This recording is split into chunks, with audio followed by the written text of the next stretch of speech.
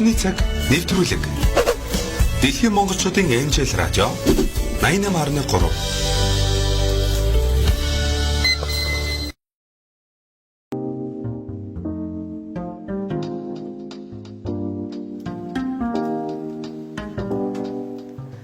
Дэлхийн монголчуудын Энжел радио 88.3 хөрлөгөөн дээр сугат харуулан сонсож буй эрхэм таны энэ өдрийн амар амгалан айлтгая. За өнөөдрийн маань зочны цаг нэвтрүүлэг эхэлж байна. Тэгээд стандарт эрдэмжил зүүн газрынхандаа бид нар цувралаар одоо зочны цаг нэвтрүүлгээ хийж байгаа. Өнөөдрийн маань зочноор стандарт эрдэмжил зүүн газрын нийслэлийн лабораторийн дарга Эрдэнэтуяа хүрэлцэн ирсэн байгаа. За танд энэ өдрийн мэндийг хүргэе. Танд ч гэсэн энэ өдрийн мэндийг хүргэе. Баярлалаа.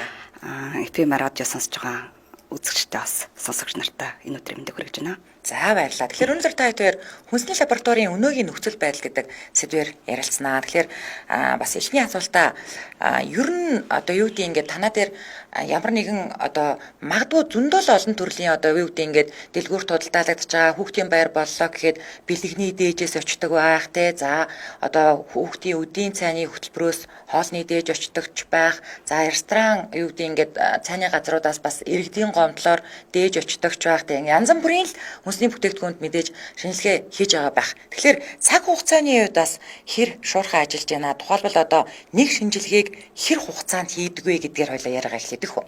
За тэгэхээр шинжилгээг олвол бид нар бол стандарт арга гаргачлалын дагуу хийдэг байгаа. Тэгэхээр стандартууд маань болохоор ихэнх манай лабораторид ашиглаж байгаа шинжилгээнүүдийн стандарт болохоор голдуу олон улсад барьдаг ISO стандартуудыг ашигладаг. Тэгэхээр одоо таны асуусан нэг бүтээгдэхүүн гэдэг нь жишээлбэл дэлгүүрт байгаа бэлгнээс ч юм уу нэг шоколадыг шинжилэхэд тэр шоколадыг шинжлэх бүтээгдэхүүний стандарт өөр цаг хугацаа. Тэгэхээр одоо тэр стандартын дагуу цаг хугацааны дагуу шинжилдэг гэсэн үг. Зарим бүтээгдэхүүн нь одоо юу гэдгийг 72-оос 96 цагт шинжилгээ хийдэг арга гаргачлалын дагуу байж болж байна. Зарим нь бүр тэр байтугай 2 цагийн дараа шинжилгээний хариу гардаг. Ийм аргачлалаар шинжилгээ хийдэг гэсэн үг. Тэгэхээр харьцангуй өөр аргачлалын дагуу. За бүр хордлого гомдол ч юм уу гарсан тохиолдолд бид нар нөгөө үүсгэгчээ хайх тохиолдлоор одоо 7-оос 14 хоногч багтал тэрийг ямар төрлийн бактериар өвдсөн байх нь гэдгийг хайж байгаа бол тэр цаашаа ялган дүүж баталдаг гэсэн үг. Энэ цаг хугацаа маань бас тэр нэг стандартад заагаад өгсөн. Одоо тэдээс тэдэн хоногийн хугацаанд болно гэдэг. Тэгэхээр бидний өнөөдрийн шинжилгээний үр дүн маань харьцангуй адилгүй байдаг. Гэхдээ бид нар өнөөдөр лабораторитой барьж байгаа мөрдлөг одоо журам байгаа шүү дээ тийм. Тэрэн дээр бол 5-аас 7 хоногт гэж байгаа. Ажлын 5-аас 7 хоногт шинжилгээний хариу гарна гэж. Энэ нэг одоо нөгөө юу яадаг шүү дээ. Мургуулдаг шүү дээ тийм. Ингээд тэгээд бид нар нөгөө оюутан байхад 3 дугаар курст микробиолог гэд хичээл орж байхад тэр үед чинь бид нар чинь нөгөө нэг 150-ын нөгөө даун гэд даавхон ч илүү нэг тийм гомон иддэг үеэсэн баггүй юу. Тэгсэн чинь нэг өдөр нөөтгтөө бид нар өөрсдөө нөгөө микроскопоор ингээд томруулаад тэгэл манай за ер нь бол хүнсний бүтээгдэхүүнд одоо ингээд байх ёстой бактери, байх ёсгүй бактери гэж байдаг. Одоо тэр нь одоо ингээд эргээд бодохоор тэр үед оюутан бас болохоор ингээд бараг багш ярьж байгаа юм чихний хажуугаар өнгөрөөл нөө нэг микроскопоор томруулж байгаа юм сонирхолтой байгаа шүү дээ тий. Тэгээд одоо тэр бодохоор нэг ашигтай бактерийн талаар ярьж ирсэн юм шиг байна. Тэгсэн чинь нөгөө даахын чинь ингээл юм ялцганаад тэгээд ёо бид нар ч юм уу ямар амар юм бэ гэдэг. Тэгээд халаасан хоол гэдэг ингүүд хонсон хоол гэсэн үгтэй тэр чинь тий. Тэгээд ингүүд нөгөө хоноолсон хоолнд тасганы температур бас дахиад нөгөө нэг одоо ингээд бактери үржижээдэг гэдэг. Тэрийгээ бас томруулж хараад тэгээ ер нь тэр хичээлээс хойш бид нар 150 даахаа авч идэхээ байсан. Тэгээ бас арай бас сайжруулад нөгөө 350 аягтай гомд руу ороод байгаа юм шиг. Арай гайгүй байд юм болоо гэж бодоод тэр ингээд бодохоор нөгөө ингийн одоо ингээд хэрэглэгчд бол тэрийг нүдэрээ хараагүй ч юм уу те ингээд мэдгүй штэ те. Тэгэхээр ер нь бас тануусын ажил амар нарийн баггүй юу. Энэ бол бидний зүгээр оюутан үеийн л би ингээд дурсамж хуваалцаж штэ те. Тэгэхээр одоо ингээд хүүхд одоо хордлого авлаа л гэхэд тэр бүтээгдэхүүн одоо өчнөө л нарийн шинжилгээ хийдэг байх те. Ер нь тэгэхээр хоёлаас юу яа нийслэлийн лаборатори гэж бас яг хаана байдгийг ер нь танаа одоо явуулж байгаа чиглэл үйл ажиллагаа яг хаашаа чиглэсэн байдгийг ер нь Улаанбаатар хотын хэмжээнд одоо ижил төстөө те лаборатори хэд байдгийг тэгээд яг ямар хүмүүс танах руу ханддгийг гэдгийг бас нэг жаахан тайлбарлаж өгөх хэрэгтэй юм шиг байна. За тэгэхээр манай бол нийслэлийн хуучнаар бол одоо бид хуучин нэрийг хэрэгж байна. Тэгэхээр хүмүүс их мэдээд байдаг байхгүй. Тэгэхээр би яг энэ яриагаар эхэлж байгаа. Тэгээд нийслэлийн мэргэжлийн хэлтийн газрын гэж байсан байхгүй юу? Нийслэлийн мэргэжлийн хэлтийн газар гэдэг маань одоо 2000-ийн тэнд байдаг лөө. яг манай төвн тэнд байсан. За. Манай лаборатори болохоор багшийн дэдийн урагшаа буюу хотын төргийн 103-ын ард байдаг. Нэг 2 давхар ягаан өнгөтэй байшин байгаа. За. Тэгэхээр одоо 2003 онд анх байгуулагдаад нийслэлийн мэрэгжлийн байгууллага байгуулахад дэргэдээ одоо лабораторитой байна гэдэг ингээд тухайн үеийн нийслэлийн засаг даргын захирамжаар бий болсон лаборатори. За ингээд өнөөдөр 2022 онд хүртэл үйл ажиллагаагаа явуулаад одоо мэрэгжлийн хэлтийн байгууллага маань татан буухсан боловч одоо манай лабораторийн чиг үүрэг яг хിവэрээ стандарт хэмжсэн газар руугаа лабораториудын бүх чиг үүргүүд шилжсэн байгаа. За. Тэгэхээр өнөөдөр бол манай чиг үүрэг өөрчлөгдөг байна шүү дээ. Нөгөө шинжилгээ хийдэг маань яг л хിവэрээ гэж байна гэсэн үг. Тэгэхээр манай лаборатори өнөөдөр болохоор нийтдээ бол ер нь бол жилд 7-оос 8,000 дээжинд шинжилгээ хийдэг. Тэгээд энэ маань болохоор дийлэнхтэй хүнсний бүтээгдэхүүн буюу хүрээлэн боршны шинжилгээ хийгддэг лаборатори. За. За тэгээд энэ нь одоо ямар төрлийн хүнсний гэхээр бид нар өнөөдрийн байдлаар иргэн аж ахуйн нэгжүүдийн хүсэлтийн шинжилгээг бас хийж байна. Одоо 5 өндөр нэг бүтээгдэхүүн үйлдвэрлэлээ тийм ээ. Дотоод хяналт танд байхгүй, дотоодын лаборатори байхгүй бол хөндлөнгийн лабораторид одоо шинжилгээг хүсэлтээ гаргаж байгаа. Тэгээд манай лабораториор одоо манай дүрм журмын дагуу хүсэлтээ гаргаад бүглэх маягтуудаа бөглөө те шинжилгээний төлбөрөө төлөөд ингэж шинжилгээг өгдөг. За мөн үүнээс гадна манай салбарын хяналтын байцаагч нар болвол одоо төлөвлөгөөт болон төлөвлөгөөт бас урьдчилан сэргийлэгч гэдэг юм уу тийм ээ. Энэ шинжилгээнүүдийнхаа дээжийг бас манай лабораториор шинжилүүлдэг байгаа. За тэгэхээр нийслэл Улаанбаатарт бол яг энэ хүнсний чиглэлээр мөн төрийн үйл ажиллагаа явуулж байгаа лаборатори бол цөөхөн байна. Яг өнөө төрийн лаборатори. За яг хүнсний чиглэлээр гэдэг нь би ярьж байгаа шүү тий. За өнөөдөр бол хүнсний аюулгүйлийн лавлгаа лаборатори гэдэг манай стандарт хэмжсэн газрын дэргэдэх байгууллага маань лаборатори. Энэ бол Монгол улстай бас нэлээдгүй хүнсний аюулгүйдийг хангуулж байгаа талаар одоо танил судалгаа хийж байгаа лабораториудын бас шинжилгээ хийж байгаа лабораториудын нэг байгаа. За үүнээс гадна гайлын лаборатори байна. За улсын мал эмнэлгийн лаборатори, сүлжээ лабораториуд маань хүнсний чиглэлээр явуулж байна. Ингээд яг нийслэл Улаанбаатар нэрээр нэрссэн төрийн өмчт лаборатори бол манайх байхгүй. Төрийн лаборатори. Ер нь бол нийслэлтэй бол яг нийслэл гэдэг нэрээр бол манайх байна. Тэгэхээр өнөөдөр нийслэлд үйл ажиллагаа явуулж байгаа та бүтээгдэхүүнээ үйлдвэрлээд худалдаанд гаргах гэхээр таныг нэг дэлгүүр нэг бичиг аваад ирэх гэдэг чинь шинжилгээний бичиг аваад ирэх.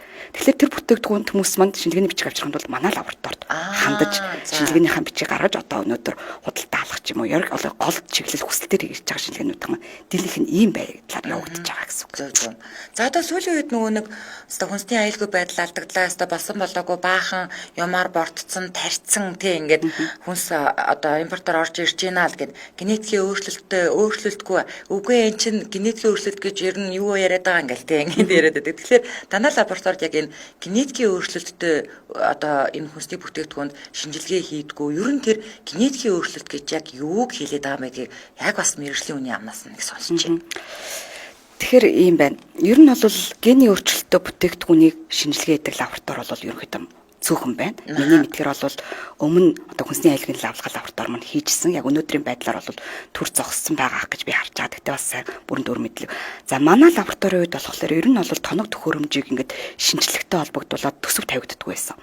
Тэгээд стандарт хэмжсэн газар маань одоо ингээд шадар сайдын манайх бол шууд харьяаны нэг юу штэ байгуулах штэ тийм ээ. Агентлаг. Тэгээд энэ дээр бол шадар сайд маань нилээдгүй сүүлийн үед бол одоо ач холбогдол өгöd лабораториудыг бол хүчин чадалжуулах хэрэгтэй юм байна гэдэг.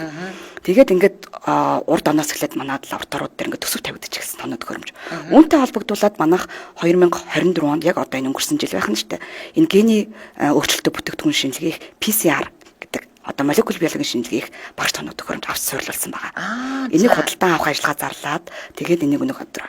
Тэгэхээр өнөөдөр ямар болцоотой болж байгаа гэхээр манай нийслэлийн лабораторид энэ гений өөрчлөлтөд бүтээгдэхүүнийг шинжлэх боломжтой болчиход байна гэсэн. Тэгэхээр өнөөдөр багжаа аваад суйрлуулсан бид нар одоо 25 оныхон төсөвт тэрийг хийх шинжилгээний одоо уруулж байц кит гэдэг шүү дээ. Тэднийг захиалаад тэг шинжилгээгээ хийж эхлэхэд бэлэн болчиход байж байна. Цаашдаа бид нар энэ микробиологийн шинжилгээнд одоо энэ аюулгүй үзүүлэлтүүд гэж байдаг байхгүй юу?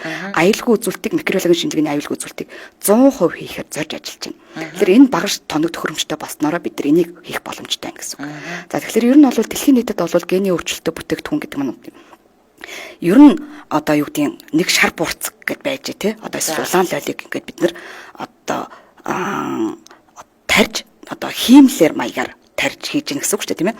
Би болгож байгаа тэрийг одоо олон улс биш Европын стандарт гэдэг шүү. Европын стандарт дээр болохоор одоо нэг хийдэг ч юм уу ийм нэг үйлдвэрлэлчэд эндээ одоо ийм гений өөрчлөлтөд бүтээх тэмдэглэгээтэй ч юм уу тийм ээ. Тэмдэглэгээг нь харуулсан ингээд нэг кит үйлдвэрлэж байгаа. За. Тэгмүүд би одоо жишээлбэл таны ууж байгаа усыг ч юм уу энэгээр шинжилээд үзэхэд одоо тэмдэглэгээтэй тэр Европын хоолны стандарт заасан тэмдэглэгээтэй бодисууд энд гарч ирэх нүгэд энд манай нөгөө молекул биологийн шинжилгээний маань багж уншаа гараад ирэх.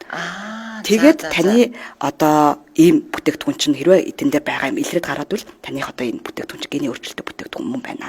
За байхгүй бол байхгүй байна. Энэ бол гений өөрчлөлттэй бүтээгдэхүүн биш байна. Органик бүтээгдэхүүн байна гэдэг гараад ирж байгаа гэсэн үг. Тэгэхээр бид бол өнөөдөр бол нийслэлийн хаан лабораторид энэ хүчин чадлыг бий болгож ажиллаж байгаа л гэж харж байгаа. Энэ бол манай лабораторид бас томоохон өөрчлөлтийн нэг байгаа. Зөв. Багш тоног төхөөрөмж гэсэн чинь гинт санаанд орчлоо. 2010 манайх ч нөгөө нэг наадмын шууд дамжуулалт хийж явдаг. Тэгээд 2018 онд би хөдлөө өдөө дээр явж байсан чинь нөгөө яг танаа ийм явуулын лаборатори гээд яг ингээд ийм одоо машины ардаас ингээд нөгөө түрчдэг богоонч шиг ийм богоончтой тэгээ байжсэн байхгүй. Тэгээ би бүр яг очиж яриа авчихсан айгуу сайн санаж байна. Тэгээ би ингэж асууж ирсэн байхгүй. Одоо энд ингээд маш олон нөгөө нэг хуушурын гэрмэр байгаа штэ тий. Тэгээд одоо юу яах юм би одоо ингээ хэрэглэгчийн үднээс нэг гэрийн хуушуур нэг жоох эвгүй санагдал те магадгүй ингээд танаа дээр авчираад шинжилүүлчих юм уу яг танаас одоо ер нь тэр нэр явуулын лаборатори ч байгаа юу нэг хоёрдугаар сая бас нөгөө нэг шадар сайд гэснээр шадар сайдтай хамт таад чи нөгөө цахуудаар яваад тэгээ бас дээж аваад нэг шинжилгээгээд явуулсан. Энэ дээр бас нөгөө явуулын лаборатори ажилласан уу эсвэл зүгээр аштаас аваад лабораторид авчиж шинжилсэн юм уу? Нэрээ энэ хоёр дээр бас хараа. Тэгэхээр нөгөө нэг яг хуучин бол нөгөө өмнөх байгууллагын нэрийг дурдах гэдэг л да мэрэгчлэлтийн байгууллага маань яг энэ явуулын лабораторид яг манай нийслэлийн лабораторид бий байсан. За яг ингээд явуулын лабораторийн маань өнөөдрийг бол байхгүй байна. Яг өнөөдөр манай лабораторид байхгүй байна. За хүнсний аюулгүй лавлгаа лабораторид бол явуулын лаборатори байгаа. Тэгэхээр бол яг тэр наадмын өдрүүдэд яг манай нийслэлийн лаборатори яг энэ чиглэлээр ажилладаг байсан. Газар дээр нь тэр хуушрж байгаа махан дээр тэ айрган дээр одоо шаардлага хангаж байна гэдгийг үзээд бидний шинжилгээний үр дүн дээр тухайн яг манай мэрэгчлэлтийн хуучин байсан болохоор бид нэг доор байлжсан болохоор манай байцаагч нар тэн дээрээ өөрөө үнэлт өгөөд тэгээд одоо нөгөө шаардлага тавиад зөрчил байлаа айлгуулад ингэ явчихсан байхгүй юу. За одоо өнөөдөр бол манад байхгүй. За саяны хоёрдугаар асуулт болохоор махны цахууд дээр бол яг хүнсний аюулгүй байдлын лавлгаа лаборатори маань илүү манахаас арай хүчин чадал илүү байхгүй юу. Тэгээд тэр талаараа бол ажилласан. Тэгээд угаасаач нөгөө явуулын лабораторид очсон. Тэгээд голдуу махан дээр байгаагаас илүү жимс ногоон дээр тий пестицид үлдэгдэл байна уу гэдгийг бол шинжилгээж тухайн үед ажилласан байна. Зөв.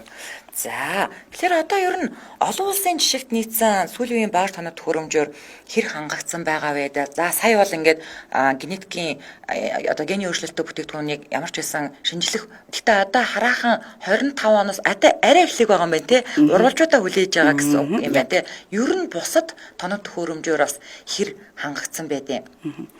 За маш чухал асуудал байна. Миний ярих дуртай сэдв нэг гэдэг. Яг өнөөдөр өөрөө лабораторийн чиглэлээр ингээ ажиллаж байгаа хүний хувьд бас нэг сэтгэл зовдөг асуудал байдаг. Нэг асуудал энэ. За ер нь бол альч лабораториуд гэдэг юм уу? Ер нь хүнсний аюулгүй лавлгаа лаборатори манай лабораторийн хувьд бол сүүлийн жилүүдэд энэ тоног төхөөрөмжийн төсөв тавигддагаас болоод төрийн байгууллагын лабораториуд шүү дээ. Тэгэхээр ер нь бол тоног төхөөрөмжүүд бол электл хорогдол буюу насжилт бол байсаар байгаад ингээ тоног төхөөрөмжүүд эхлээд сайн ажиллахгүй болж эхэлсэн.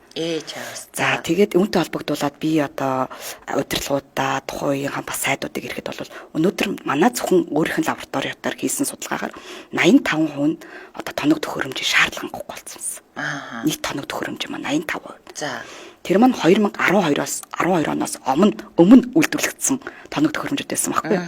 Одоо тэгэхэд өнөөдөр орчин үеийн шинжлэх ухаан яаж яг үнэ шинжлэх ухаан тэр байтугай одоо гар утас хүртэл яаж хөгжиж байгаа вэ? Тэрнтэй адилхан өнөөдөр шинжилгээдэг багш тоног төхөөрөмж маань хүртэл шинжлэгдээд явж байгаа. Тэгэхдээ хамгийн гол учир нь энэ шинжилгээ ухааны дээр суурилсан тоног төхөөрөмж нь маш өндөр өртөгтэй байдаг байхгүй юу? Өртөг өндөртэй. Тэгэхээр тэр өндөр өртөгтэй тоног төхөөрөмжүүдийг авч сурлуулахад яг төрийн байгууллагын бол төсөв байгуугаас авч сурлаж чадахгүйсэн. За тэгтээ одоо сүүлийн 2 жилд бол нилээдгүй бас энэ салбарын хэмжээний лабораториудын тоног төхөөрөмжүүдийг шинжилж байгаа. За 24 онд гэхэд 3 тэрбум төгрөг тоног төхөөрөмжүүдээр зөвхөн тавигдсан. Манай салбарын хэмжээнд. Тэгээд өнөөдөр хүнсний аюулгүй лавлгаа лаборатори, манай хэмжил зүүн лабораториуд, манай нийслэлийн лабораториуд ингээд тодорхой хэмжээгээр тоног төхөөрөмжийг шинжилээд явж байна. За 25 онд бас нилээдгүй бас дахиад төсөв тавигдлаа. Энд дээр бол яг өндөр бас дөрөнд өндөр лабораторийн үний эмзэглүүдээс гэж нөгөө талаараа бид нар баяртай юм. Шадар сайд маань энэ талаар маш их зөв ойлголттой болоод манай стандарт тэмдэглэсэн газрыг одоо нийгэм танилж өгөхөөс гадна лабораторийн үйл ажиллагааг бас танилж өгч байгаа. Тэгээд энэ тоног төхөөрөмж бол өнөөдрийн шинжлэх ухаан суурилсан шинжилгээний үр дүн гаргадаг лабораториуд маань одоо нөгөө л хүнсний аюул хангах тухайн лабораториуд муу байна гэж яригадаад байгаа нь ерөөсөө энэтэй холбоотой байхгүй юу? Тоног төхөөрөмж холбогдолтой. За нөгөө талаараа дахиад нэмэлтээр явчих юм бол ерөөсөө бас лабораториудын дараагийн ярих юм ерөөсөө хүний нөөц мэрэгсэн байх хэрэгтэй гэдэг. Тэ. Өнөөдөр нэг хүн микробиолог ч юм уу химч гэдэг нарийн мэрэгжлийн хүмүүс голдуу лабораторид ажилладаг. За энэ төрлийн мэрэгжлийн хүмүүс бас тутмаг яг Монгол улсад та тийм ээ. Тэгээд лаборатори ерөөсөө л хүний нөөц маш чухал, тоног төхөөрөмж чухал, барилга байгууламжийн орчин нөхцөл шаардлага чухал гэдэг ингээд тэгээд ийм урвалжийн хангалттай байх хэрэгтэй. Ингээ явчих юм бол лабораторийн шинжилгээний үр дүнгууд ерөөхдөө хангадаг гэх юм бол ер нь бол нэлээд дэше гараад ирнэ гэж хардаг. Тэгэхээр яг өнөөдрийн хувьд бол тоног төхөөрөмжүүд багаар шинжлэгдэж байгаа гэж шилдэг хэлэх. За одоо наадахтай ч холбоотойгоор хүний нөөц багаж тоног төхөөрөмжтэйгээ холбоотойгоор бас нэг юм асуулт гарч ирнэ. За жишээлбэл одоо эмнэлгийн тоног төхөөрөмж байлаа гэж бодоход Siemens амар Германы лаг тоног төхөөрөмж аваад ирлээ. Одоо юу гэдэг имраач гэдэг юм уу тий. За тэгэнгүүт тэрийг засдаг техникч гэдэг хүн тэр одоо тоног төхөөрөмжөө мэддэг байх шаардлагатай тийм. Одоо шууд одоо ч техник технологи яаж хөгжиж байгаа лээ. Компьютертэй холбогддог бол компьютер дээр нь програм бичдэг хэмжээний тийм.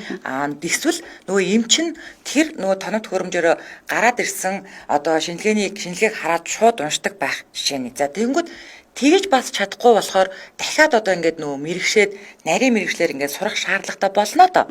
За ингэтэл та бид хоёр бол одоо үеийн хүмүүс ээ. За бид нар чинь русский школоор ингээд их сургуулаа ингээд төгссөн. Тэнгүү дахиад ингээд нэг юм хэл мэл сурах ч гэдэм үү ингээд юм нарийсах тусам техник технологи хөгжих тусам бид нар хүнэн дагаа дахиад хөгжих ёстой болчиход байгаа. За тэгэхээр энэ тал дээр таних одоо яг тэр боловсрол хүчнийхаа тал дээр мэрэгчлэлтнүүдээ яаж илүү наривчлж сургаж одоо ингэ авч яана. Одоо нөгөө тоног төхөөрөмж нь гоё болчихлоо. Хүн нь одоо тэгэнгүүт нөгөөдөлтөө бас тэнцвүүц байх хэмжээний болох хэрэгтэй болчиход байна шүү дээ, тийм. Яг. Тийм. Тэгэхээр яг ингээд өнөөдөр тоног төхөөрөмжөө шинжилээд байдаг. Нөгөө тоног төхөөрөмжөө ажилуулах хэрэгтэй болж байгаа. Тэгэхээр өнөөдөр бид нар уламжлалт аргаар шинжилгээний аргуудаа хийгээд байдаг. Гин тоног төхөөрөмжөнд дээр ажилуулахад бол бас бидний мэдлэг мэрэгч хүрэхгүй бас байгаа л. Тэгэхээр ер нь бол тэгээ яг энэ лабораторийн чиглэлээр сурч боловсрч байгаа ихтэй сургуулиудын оюутнууд бол цөөнх байна. Яг энэ нарийн мэрэгч шинжилгээ ухааны энэ мэрэгчлийг сонгож байгаа одоо ингээд яг ихтэй сургууль төгсөж байгаа. За нэг цөөхөн хүмүүс төгсөөд ороод ирлээ. Тэгээ өнөөдөр бид нар яг үндэ бол бас л нөгөө төсөв мөнгөтэй холбоотой мэрэгших сурал гадаадагшаа явуулдаг ч юм уу дотоодын сургалтуудад бас л тэр хүчин төсвөр мөнгөөр сурч эсвэл би өөрөө мөнгөө төлөө сурна гэж надад бас тэр болгон бас боломж авахгүй тий. Тэгэхээр өнөөдөр нөгөө үе үеийнхаа ахмадаараасаа юм уу өөрснийхөө сурсан юмыг залуу үедээ сургаал яг нэг лабораториудын чиглэлээр явж байгаа. За тэгвэл уламжлалт арга шинжилгээний аргууд дээр тэгдэг юм аа. Тэгвэл шинэ тоног төхөөрөмжөн дээр би мэдээж бас хүчин чадалтай хүн болоод яах вэ гэж таны алдаг имраач юм уу ингэ ажиллах. Тэгээ яг дахиад ярихад нөгөө нэг одоо таны хэлдэг шинжилгээний хариугаа уншдаг. Эсвэл нөгөөх нь багш тоног төхөөрөмжийг янзлах засвар юм. Өстөө үнэхэрийн тутмаг байна. Тэгээс айгүй том асуудал. Тийм айгүй том асуудал. Тэгээд өнөөдөр нэг багш тоног төхөөрөмжийн ажиллаа цөөхөө нэг хэдхэн мэрэгсэн хүмүүс ирээл те. Тэгээд болсон болоогүй хуваараа ч юм уу үзэл ингээл явж. Тэгээд одоо нөгөө заримдаа сүултээ ингэдэг чи яг өндөр амьд бодит байдал төр лабораторийн тоног төхөөрөмжийг баг сүултээ одоо боломжийнхаа ингээ үйл ажиллагаа явуулахад монголчлон өдр ярьдаг те. Бараг нэр монголчлж бараг үйл ажиллагаагаа зогсоохгүй тул зарим тоног төхөөрөмжүүдийг тэгж байна. Гэхдээ орчин үеийн мэдрэг тоног төхөөрөмж бол ингэх боломжгүй. Ингэх боломжтой. Тэгэхээр бид нар байгаа стандартаа уншаал, хэлний мэдлэгээ сайжруулаад, ойр орчимд яг адилхан үе шаттай явуулж байгаа лабораториуд дээр туршлага судлах маягаар ингээл явж байна. Яг өнөөдрийн яг нөхцөл байдал бол. Гэтэ цаашдаа бол бас бид нар манай салбарын бас бодлого зорилт төрж байгаа мэрэгчлэлтэнүүдийг одоо сургана гэдэг тийм. За зөвхөн лаборатори гэхгүй одоо би яг энэ салбарт бас ажиллаж байгаа үед манай хэмжил зүй талтар бүр асуудалтай байгаа байхгүй юу. Хэмжил зүй мэрэгчлэлтэн өнөөдөр бол яг Монгол улсад бүр ингээд бэлтгэдэг экстэй сургууль бүр огт байхгүй байгаа. Тэгэхээр нөгөө нэг өмнө байдсан одоо таны русский школоор ч юм уу яваа сурцсан одоо манай ахмад үеийнхэн дараагийнхаа үе шатанд ингээд зааж өгөөл ингээд явж шít. Тэгээс яг энэ нэгээр Монгол улсын дээд сургууль бэлдээд яг одоо өнөөдөр таныг бэлдэж 5 оюутан 3 оюутан гаргаж байгаа юм байхгүй байгаа байхгүй юу. За тэгээ нөгөө талдаа болохоор би бас юу гэж харж байна гэхээр өнөөдөр энэ одоо ийм мэрэгсэн хүмүүсийг маань нөгөө цалин мөнгө өндөртөө байгууллагуудад авчдаг. Яг үнэ. Яг Одоо тийм. ингээд нэг хувийн хвшлийн одоо томоохон одоо нэг сүүний үйлдвэр ч юм уу тэнд өөртөө лабораторитой байгаа штэ. Яг Гэж цалин арай л өөр байгаа тийм. Хав наашр гэл авчихсан. Яг тэр байгаа байхгүй юу. Тэгэхээр өнөөдөр бас бид нар бодлогоороо тийм ээ энэ албан агштыг яаж нийгмийн баталгааг хангаж энд ажиллах нөхцөл байдлыг хангах уу гэдэг бас бодох асуудал болж байгаа. Тэгэхээр бид нар энэ үедгээр өнөөдөр бас тодорхой хэмжээний мэдээж агентлаг байгуулах салбарууд дээр нь төрийн бодлогууд бол тодорхой хэмжээр явж байгаа гэж харж байгаа. Тэгээ цаашдаа сайжруулна л гэж харж байгаа. Гэтэ одоогийн байдлаар бол яг өнөөдөр химч биологч гэдэг нарийн мэргэжлүүд бол уурхаа голтоо өндөр үнэ хэлээд байгаа. Ерөн мэрэгчлэлтүүд. За манад 2 жил сураад яг сайхан мэрэгшээд нөгөө өндөр тоног төхөөрөмжөн дээр ажиллаулаад байж байгаа бол судалждаг байхгүй нөгөө компаниуд чинь. За энэ ста айгүй нарийн мэдрэг багцан дээр ажилладаг хүүхдүүд чинь тэрнтэй л уулзъя гэд. Тэгээд нөгөөтгөн чинь бидний өндөр төрийн байгууллагын бид нар түм гэдэг төрийн үйлчлэгээний мэрэгжлийн цалингаар цалинждаг байхгүй. Тэрнээс арай илүү цалин хэлэл тэгээд тэр хүүхдүүд нь авчдаг. Ийм л байдалтай яг өндөр байна. За. Тэгэхээр одоо ер нь та одоо ингээд насаараа одоо төгссөн цагаас хойш одоо ястаа нөгөө лаборантаас эхлээлтэй өнөөдөр ингээд нийслэлийн одоо лабораторийн дарга болтлоо ингээд 20-од жилийг те энэ ажилд лабораторид зориуллаа штэ. Тэгэхээр таны хувьд ер нь манай улсын хувьд ингээд лабораториуд нь хүнс одоо аюулгүйг яг хүнсний аюулгүй байдлыг нотолж чадчихээн үү? Яг энэ дээр яг хэл ямар бодлоотой байдаг яг үж бодож байна. Тэгэхээр чадж байгаа гэж би яг мэрэгчлэн хүн бол хэлнэ. За энийг бол чадахгүй гэж хэлж болохгүй. Энэ маань бол маш олон бодлого байдаг. За хамгийн түрүүнд бол бид нар үндсэн хуулиас эхлээд хүнс одоо үндсэн хууль дээр заагдсан байгаа шүү дээ. Хүн аюулгүй амьд явах ёстой гэдэг юм заалтаас эхлээд. За мөн салбар дундын бодлогууд байгаа. Хүнсний хангамжийн бодлогууд, үндэсний аюулгүй байдлын зөвлөлийн. Тэгэхээр энэ бол салбар дундын хоорондын зөндөө олон бодлогоор энэ хүнсний аюулгүй байдлын хангамж гэдэг юм яригддаг байхгүй юу? Зөвхөн манай лабораторийн одоо хийж байгаа шинжилгээний үр дүн дээр эсвэл хэл гайлаар орж ирж байгаа импортын бүтээгдэхүүнд одоо орж ирж байгаа дэр хяналт тавьдаг ч юм уу энэ байдлаар хангадаг. Энэ маш олон салбарын хяналтын бодлогод явагдаж байгаа болохоор энэ дээр тодорхой хэмжээний болов хяналт байгаа гэж харж байгаа. Гэхдээ одоо таны яг нөгөө хэлж байгаа бүрэн дүүрэн хангаж чадж гинүү гэдэг дээр харин би хариулахад бол бүрэн дүүрэн хангаж чадж байгаа гэдэг дээр бас жоохон эргэлзээтэй гэж хариулмаар. Яг одоо юу учиргүй нэг одоо тэр нөгөө нэг багнуурын нөгөө архины үйлдвэрт тэр чинь хэдэн оны асуудал илээ? 2008 он. 2008 оны асуудал. Та тэр үед лабораторид байсан уу? Тэгэхээр тэрнээс хойш би одоо нэг олноороо нэг айхтар юмд хордоод хүнсний одоо бүтээгдэхүүнд те хордоод ингээд нэг одоо нас орсон ч гэдэм юм ийм асуудал бол үүссээгүй гэж биний айхтар юм сонсоогүй л өнөөдрийг хүрчиж. Тэгэхээр тэр үед одоо та яг лабораторид байгаа тэр ер нь нэрээ яг юу болсон юм бэ? Тэрнээс хойш ер нь хүмүүс айгүй тийм нөгөө нэг сэрэмжтэй болсон те болсон болоогүй. Яг нийгэм тухайн үедээ бас амар нөгөө юм ёстой нөгөө нэг цагийн байдал шалдар булдар гэдэг шиг тий дөнгөж одоо ингээл зах зээлийн нийгэм рүү ороод удаачгүй байсан үе спирт найруулж одоо уудаг байснаас ингээд хувийн архины үйлдвэрүүд маш ихээр гарч ирж байсан үе тий тэр ер нь техникийн спирт найруулсан юм уу? Яг тийм л юм болсон баг тий. 2000 оны 8 оны чинь болохоор Азийн чон тийм штэ архины хордлого байхгүй юу? Тэгээ энэ дээр яг бол манай лаборатори болон манай хүнсний аюулгүй тухайн үед бол манай хүнсний аюулгүй лаборатори мэрэгжлийн ерхий газрын нэгдсэн төв лаборатори гэдэг нэртэй. За манай хоёр лабораторийн мэрэгчлэлтэнгүүд бол тухайн үед бол өдөр шөнөгөө бас лаборатори яг шинжилгээ их талдаа бол ажилласан тий. Тэгээд тэгэхэд бол метилийн спирт хордлого байсан байхгүй юу? Метилийн спирт. Тэгээд метилийн спирт гэдэг чинь яг таны хэлдэг техникийн спиртээр ерөөхдөө хордлого. Тэгээд тэрний ерөндөг болж бид одоо яг тухайн үед яг би шинжилгээнийхэн яг шинжилгээ хийгээгүй ч гэсэн би яг тэрэн дээр дээж хүлээ авах хүчээр ажиллаж байсан. Тэгээ яг тэрний ерөндөөр бол бид нар яаж тухайн үед тэр зарим өвцөн өмсгөлөөр этилийн спиртээр ерөндөг болж байгаа байхгүй. Тэгэхээр нөгөө метилийн спиртийг этилийн спиртээр нь идүүлж гин гэсэн үг шүү дээ. Нөгөө ерөндөг хийж гин гэсэн үг шүү дээ тий. Одоо нөгөө хорыг тайлж гин. Тийм юм болж бас тухайн үед бол хурдан арга хэмжээ авч ажиллаж байсан. За тэр гэхдээ одоо ингээд одоо бид нар ингээд бүх юм стандарттай болсон гэдгийг харьцангуй бас ойлгодог болсон. Тэ одоо нийгэм бас арай өөр болсон. Тэр ер нь бол тэнд бас стандарт л алдагдсан юм штэ. Ер нь тийм. Тэгэхээр ерөөсөө нөгөө нэг одоо саяны хэлээд байгаа таны нөгөө энэ хүнсний хангамж бол хангаж гинэ гэдэг талаар яг өндөр манай бид нар зөвхөн хяналт тавиад авахгүй лабораторид хяналт тавиад ахаас лаборатори шинжилгээхээс гадна өөр салбар дундын хяналтууд руу чихээс галуу яг өндөр дотоодын үйлдвэрлэлийн аж ахуйн зэмжүүд өөрийн хариуцлага байхгүй юу? Тийм бааз өнөөдөр би нэг бүтээгдэхүүн үйлдвэрлэж байгаа бол угаасаа энэ маань журамд буюу юмд хуульд байдаг юмнууд. Өнөөдөр би бүтээгдэхүүн үйлдвэрлэж байгаа л бол бүтээгдэхүүний түүхийдээ сонгох гэхлээр үйлдвэрлэх үе шат боломдоо дотоодын хяналтаа байж байгаа. Тэгээ эзэн бүтээгдэхүүн хүртэл өнөөдөр гаргаад хянаад өөрөө тэрийг үйлдвэр зах зээлд нийлүүлж байгаа. Харин зах зээлд нийснээс хойш манай хяналтын байгууллагууд бол хяналтаа тавиад ингэ ажиллаж байгаа байхгүй юу. Тэгэхээр өнөөдрийн Монгол улсын яг ингээд иргэний хувьд юм уу эсвэл аж ахуй нэгжүүдийн хувьд бол яг яг ухамсарын нэг юм асуудал байна л гэж яг заахад яг өнөөдөр харддаг л да. Яг гэвэл өнөөдөр би одоо юу гэдгийг хян шалгалтын байгууллагад ажиллаж байхдаа ингээл яг хян шалгалтын байгууллага ирнэ гэл ингээд манай одоо дотоодын үйлдвэрлэгч нар л гэдэг бүх юмаа цэвэрлээд нөгөө нэг хуучнаар бол цагаалаад нөмрөөрөө гэдэг шиг ингээл бүх юмаа гоё.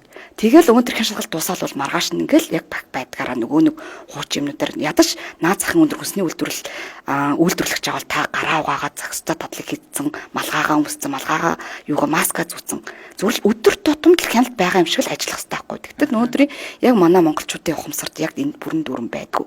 Тэгэхэд бас одоо Япон улстай харьцуулж харахад л бас бүрэн дүүрэн биш л байгаа байхгүй. Тэгэхээр ингээд дотоодын үйлдвэрлэлийн аж ахуй нэгжүүд болон иргэн маань өөрснөө эцсийн бүтээгдэхүүн үйлдвэрлэх хүртээ маш ухамсартай тэрийг үйлдвэрлэх чухал байна. Тэгэхээр энэ болгондоо үе шатуулгандаа стандарт мөрдөж ажиллах шаардлага. Гэтэ одоо манай дээр бол одоо Монголын нэлийн томоохон үндэсний үйлдвэрүүд хамтарч ажилладаг л да.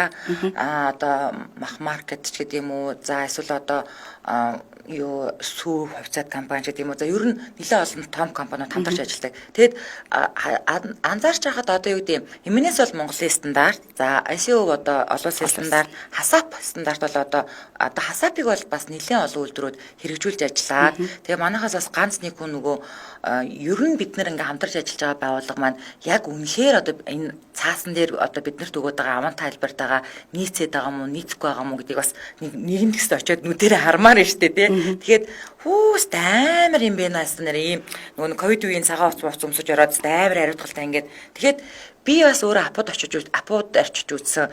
Одоо том үйлдвэрүүд бол харьцангуй шал өөр болсон. Стандартыгаа дагуу бүх юм нь одоо стандартын дагуу явж байгаа гэж би хараад байгаа байхгүй.